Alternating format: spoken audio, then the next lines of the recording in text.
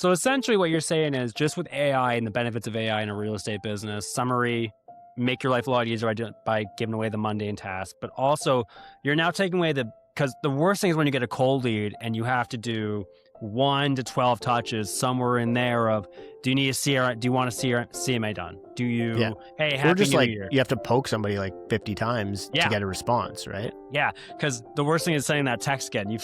We've all done it where we had like you see it 10 in the CRM, you're like, oh, you're cringing, right? You're like, I would hate me if I was sending the message. AI doesn't care. Right. So you're giving the annoyance feeling that we get of our follow-up to the AI because they're not going to do anything. It's just in their portal to text this person again. Here's our new follow. Touch 1 is, hi, how you doing? What do you think about buying or selling a house? Touch 10 is you figure out they have a house, they're not ready to make that move yet. Touch 10 is, hey, it's coming up to the spring market. This is January of the new year. Do you think you're making a move yet? Do you want CMA done or a market analysis done? Touch 16 is you get to spring and you're like, here's your top 3 checklists of things to get your house ready for market.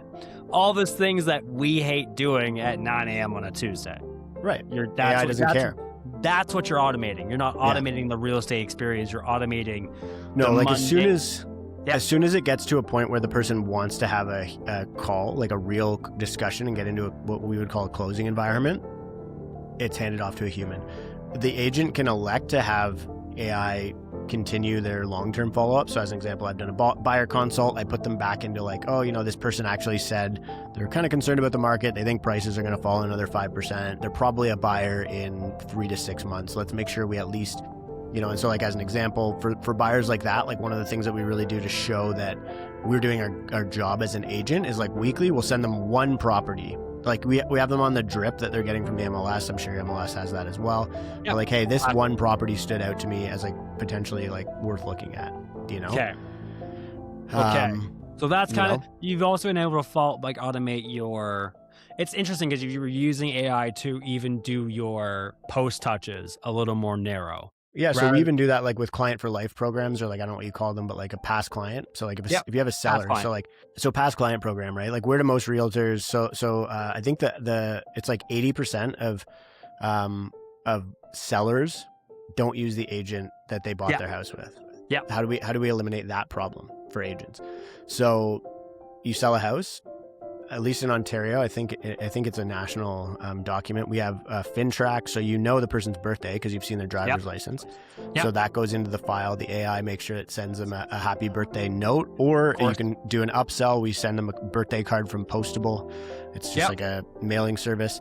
Birthday cards go a super long way. Like my mom's like a classic like boomer agent, and like birthday and Christmas cards is like how she does her business. Honestly, man, it was crazy. I used to door knock, as I'm sure everyone is when they're starting out their career. I once had a guy tell me he was always going to use his realtor for life because they bought him a pumpkin every year for Halloween. Right. Just a pumpkin. So it's funny. I'm a big door knocking guy too, and I had an agent who first door he ever knocked on, old Italian guy, and he was like, "I'm never selling this house. I'm going to die here." Blah blah blah, and he was like nice, but kind of a dick. And one of the things that I used to do when I was door knocking, and I've always taught my agents to do this, is like if you have a conversation with somebody and they're not a complete asshole, send them a thank you card. Like, hey, thanks for being nice to me. I like honestly, like my job of being a realtor and knocking on doors is hard, as I'm sure you can tell. Like, I just want to say thanks. It made my day, and I want you to have a coffee on me. And we would go and negotiate like a corporate account with all of the coffee, like local coffee shop, and then if somebody went and got it, we would just get billed at the end of the month. And so we sent this guy a card, and he calls us like day after he gets the card. Actually, I think the guy just hand dropped it because he lived on the street. He was just farming his area, and the guy was like, "I'm so impressed that you would do that. That's so crazy. I actually am planning to list my house, and I've already got a house that I want to buy in this other market, and I want you to represent me on both deals. That was such a nice touch."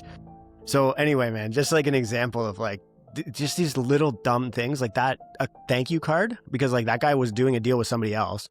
Yep. The thank you card made that agent 30 grand.